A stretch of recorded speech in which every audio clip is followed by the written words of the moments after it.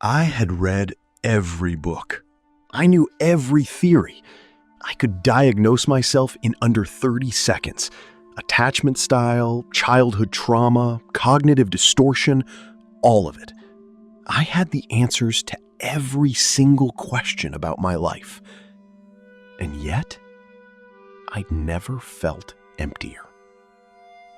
This is what happens when you stop being a beginner. His name was Daniel, 32, lived in Brooklyn, worked in tech, successful on the outside, but on the inside, he was dying slowly. Not the loud kind of pain that gets attention, the quiet kind. The kind where you wake up, stare at the ceiling, and think, why do I even bother? Daniel was what therapists call a textbook client. He knew all the vocabulary.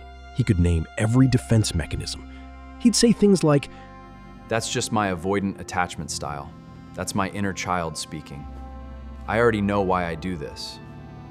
And that was the exact problem. He already knew. He had decided who he was. He had built a complete identity around his wounds. And once you decide who you are, you stop growing. One day, Daniel broke. Not loudly, quietly. He just stopped. Couldn't work, couldn't sleep, couldn't even open a self-help book because he already knew what they'd say. So he did something irrational. He bought a one-way ticket to Kyoto. No plan, no purpose, just to get away. On his third day, he wandered into a tiny tea house, not a tourist spot, hidden behind a weathered wooden gate. An old woman, maybe 80 years old, was preparing tea. She spoke no English. He spoke no Japanese. She just poured him a cup and sat across from him. He tried to explain his life, his anxiety, his emptiness. He used all the heavy words he knew: trauma, burnout, existential crisis. The old woman didn't say a word. She just listened. Then she took his cup and kept pouring tea, even when it was full, over the brim, onto the table, again and again. Then she wrote one word on a piece of paper and slid it across the table. Shoshin, beginner's mind.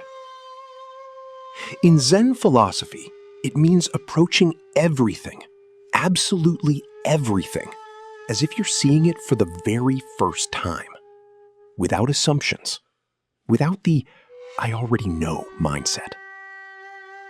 The old woman was showing him a shattering truth. You are not your diagnosis. You are not your story. You are not your wounds. You are whatever you are right now.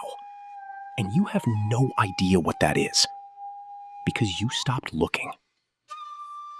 Daniel had spent 10 years building a life around his problems. He wasn't a person trying to heal. He had made healing his entire identity. And the moment you become your wound, the wound becomes your cage. Shoshin doesn't mean forgetting what you know. It means holding your knowledge loosely, like water in your hands, not like a stone. The expert says, "I know why I'm broken." The beginner says, "I wonder what's actually here."